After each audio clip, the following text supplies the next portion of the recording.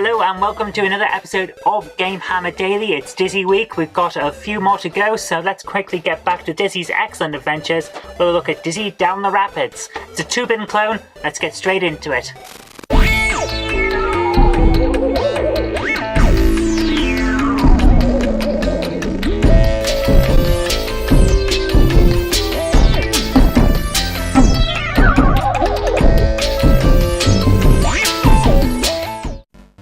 Created in 1991 as an offshoot of a mini-game in Fantastic Dizzy, the first console-focused Dizzy adventure, Dizzy Down the Rapids is an arcade game from the post-Oliver Twins era of Dizzy games. It's also one of the few post-Oliver Twins Dizzy games not to be developed by Big Red Software.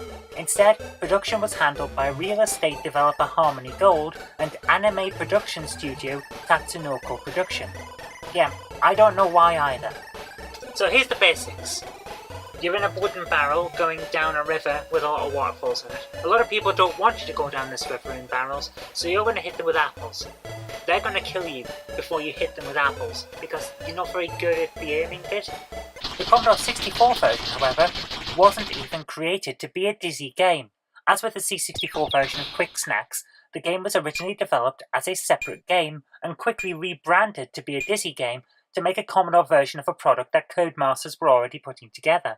The Commodore version here was originally a 2-bin clone called 2-bin Turtles that was created by sole developer Paul Black. So if you're wondering why the C64 version of this game looks and plays so very differently to the others, it's because the Commodore version isn't a port of the original game, it's a reskin of a completely different game.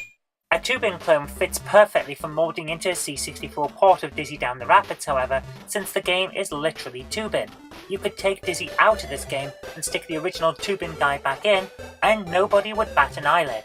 You've got the rapid current in the water dragging poor Dizzy downstream, you've got the enemies on the riverbanks trying to kill our poor ovoid hero, and he's got some apples to throw back at those enemies, although it does take several apples to defeat them.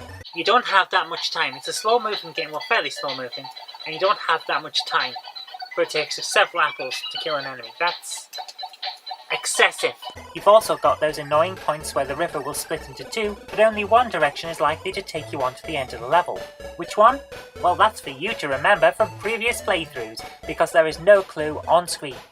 Don't you just love these old school game mechanics? They're so fair! As I say, this is very much all 2-bin. It is a 2-bin clone, and there are no qualms about that.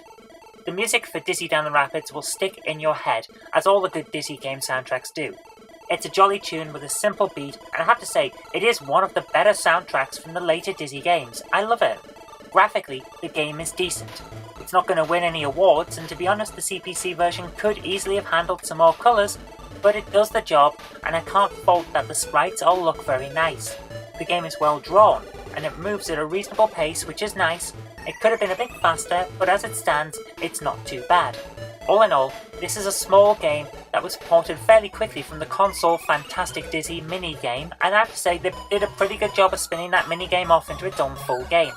Having said that it's a spin-off from Fantastic Dizzy, Mega Drive and Genesis owners will now be scratching their heads. Where is this mini-game in Fantastic Dizzy? We don't remember seeing it, do we? Well, no. That's because it's not in the Mega Drive version, or the PC version for that matter, but it is in the Master System and Game Gear versions though, so if you're a Dizzy completionist, you'll need the 8-bit version of the game as well as the 16-bit version if you're going to see all of the Dizzy action that's available. In the end, if we never had Dizzy Down the Rapids as a standalone title, I can't say anyone would feel like we missed out. It is a decent little arcade game and one that I did come back to on occasion as a kid, but it's still not a proper Dizzy game. He's dumped into it because of the minigame in Fantastic Dizzy. But that shouldn't count against it too much though, because the game is actually pretty solid all things considered. I still do come back to it from time to time as an adult, so there is some replayability there, and for a small budget title, that really is all you can ask of it. Give it a try if you enjoy the arcade Dizzy games, you'll probably find something here to your liking.